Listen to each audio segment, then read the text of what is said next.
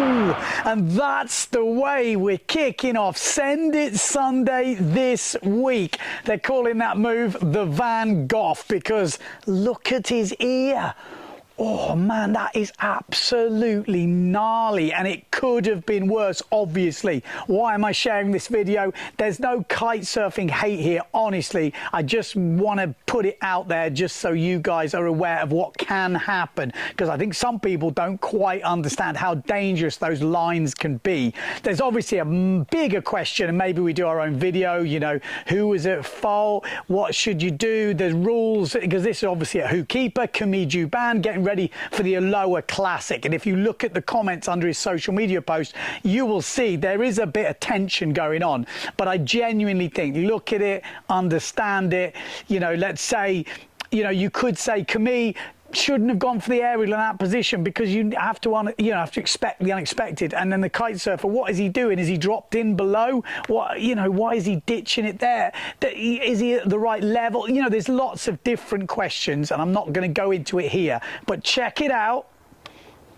Oh man, every time I see that, apparently his ear, when he had 11, 12 stitches or something, that happened under the water. Imagine it gets round your neck. Imagine the kite just goes down in the break and there's a big set and you're involved. I have nightmares about that sort of stuff. I just stay away. Kiters shouldn't be in small wave spots with it's just, there's a kill zone of 20 meters or whatever it is. For me, that just doesn't work. But again, I think that's a whole separate video. I don't want to dwell on that. I've done a third take on that, and it was like a 10-minute monologue conversation about all the different points. We're not going to do that here. This is Send It Sunday. We want to keep it slightly light-hearted, but stay safe out there. And actually, that's the second Guadeloupean to nearly have his ear chopped off in the last couple of months. Obviously, Antoine Martin nearly lost his ear. He was hanging off, he said, and they ripped it back on. So if you're a Guadeloupean, they usually come in threes. Stay safe on the water. But we've got to talk about the Aloha Classic. That was going to be my segue to the Aloha Classic, which is kicking off very soon. The forecast looks good. Tune into the podcast. We're going to try and do one tomorrow morning when the draws are out before it kicks off, and just have a little look through, because obviously world titles are on the line. In the women's, Sarah Kita going for another treble. Yes, the treble. The freestyle world champion, tick. Slalom X world champion, tick. Just needs the wave sailing one. Didn't go her way in silt, but a win at the Aloha Classic easily guarantees her that world title because she's still in charge. You know, there's a lot of different ways. We're going to go through that on the podcast. And in the men, Mark Paré has put himself in the driver's seat. If he finishes in the top four, it's over. Doesn't matter what Marcilio Brown does, who's sitting in second, he can't get a world title. So if Mark Parry's in top four, it's done. If he's outside the top four, Brown has to win. But he has to win because Mark can counter fourth place. So they're the rough calculations. We'll go into it more on the podcast, but the Aloha Classic, the forecast looks good.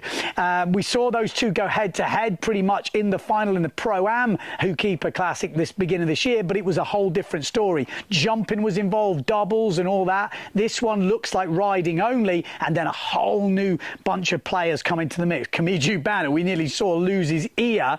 You know, he's going to come into the mix. Bernd Rodiger, Kai Lenny, Morgan Nero. You know, I could list so many. There is just so many ex-champions, Maui, Who Keeper, local, specialist, Levi Siver. You know, like you can literally run down the list, and anyone on their day, if they get the right sets, if they get the right stuff, it can happen. It's super exciting. There is going to be a live stream apparently, so I'll be tuning in, and maybe we'll do a daily kind of recap before it kicks off from the day before if you want us to do that.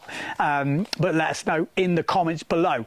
But Send It Sunday, let's get it on. But before we go there, we've got to thank the sponsor of Send It Sunday, SavonShop.com. Yes, they are still supporting Send It Sunday. So what are we going to next? Let's see some proper speed action.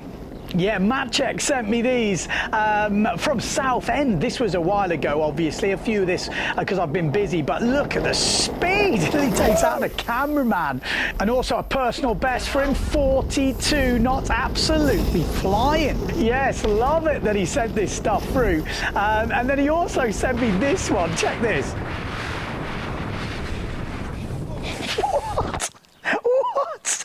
looks like a full cannonball. Yes, now that is a cannonball. What happened? And that is the competition this week. Let me know what you think happened there. Wrong answers only. If you remember, hashtag member, and you'll be in the chance of winning a hat. I will put some winners from the last couple of weeks. I'll put some random winners up who entered some competitions that we've had in the last month. You have just won a hat. You guys, maybe there's a couple of you. I'll work it out afterwards. But if you're not a member, you haven't chipped any beer money in from the last 12 months, you're not a member. All right, but like these legends, wherever you are, these are new members to the channel, and we appreciate your support. That is the reason this whole thing is still going. So massive thanks to you guys, keeping it all going strong. But yes, keeping it with speed. Magic also sent me this, which is Simon Pettifer, yes. And why do I bring him up? Well, he has been hammering the speed. I've been hammering him because his missus, Jenna Gibson, fastest woman in the world, has been beating him randomly at these competitions, and he's getting a bit of a bad rap. But now he is sitting on the top of the tree on the Water Speed Challenge. Yes, he's sitting in the overall rankings in #1. I think it was something like 48.2, is it? For 5 seconds, I'd have to check, but I'll put the list here. Jim Crosley in 2nd place, and it looks like those boys had an absolute blast at West Kirby. Look at the speeds. I mean, they've absolutely smashed it.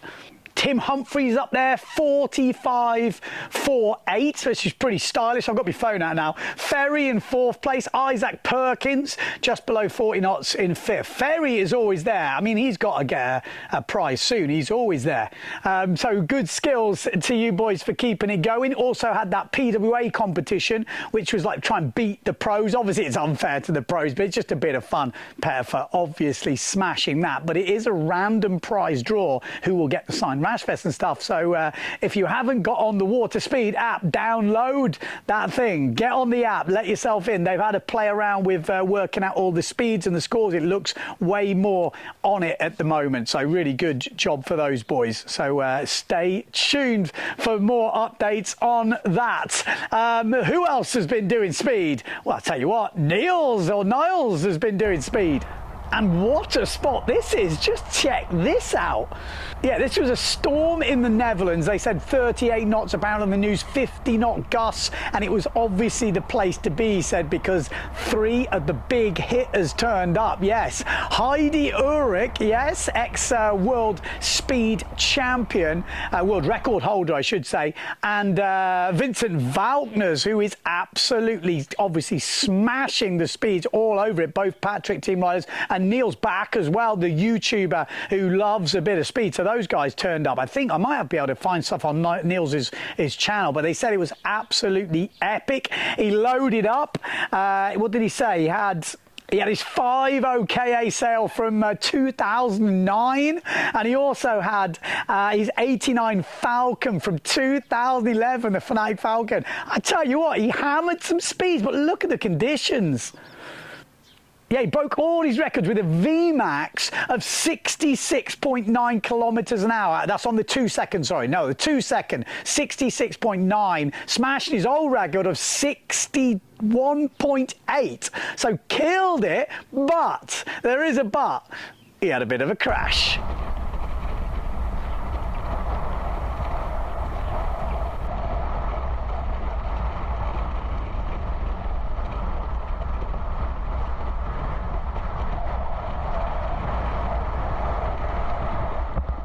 Oh, yes. Guess what speed he crashed at? Guess what speed he crashed at? 59 kilometers an hour he hit that sail at, and that is a heavy hit. Yeah, he put a hole in his sail, nearly lost the GoPro. Luckily, he said it had a leash on it.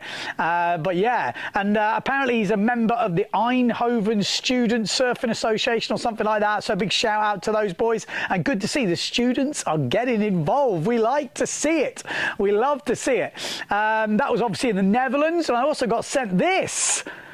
Yes! What does that remind you of? I'll give you 5 seconds. What does that remind you of? Come on, there's some old fellas out there, you'll know. moving target. Yeah, the old Neil Pride videos where they were basically trying to destroy sales. You remember that video? It was one of the all-time favorites, you know, when I was growing up. And that really looked like it. So I don't know if he was trying to do it, but that could have been a nasty one. Should we bring a video like that back? No, it'd be an uproar. Everyone would be like, oh my God, you're destroying all these sales, which would be fair enough. What else did I get sent from the Surf Centre? I got sent, this is a classic. So, you know, going along, and then I guess one of the clients underneath you goes flying past. You've just sold him a slalom board. And he's like, you need a slalom board. You're going to go fast. He's like, yeah, I know. And I go, yeah, but I didn't tell you about the jumping. Yes, now that is, we've been there, haven't you? Overpowered jump where you get back-winded and sent down. Whoa, that is a heavy hit, but that is good. That is good old-fashioned proper windsurf blasting, trying to do some yeehaw jumps and just getting drilled. Yes, we love to see it. I don't know why, yeah, but love to see it. So thanks to everyone who sent stuff in this week. Like I say, tune into the podcast for updates on the Aloha Classic. Obviously, there'll be a live stream over there, which I have nothing to do with. I'm going to be sitting at home like you guys watching it, excited to see who will be the world champs this year. Yeah, looking forward to it. Going to break that down tomorrow. Only one thing left to say, that no matter where you are in the world, don't forget to send it.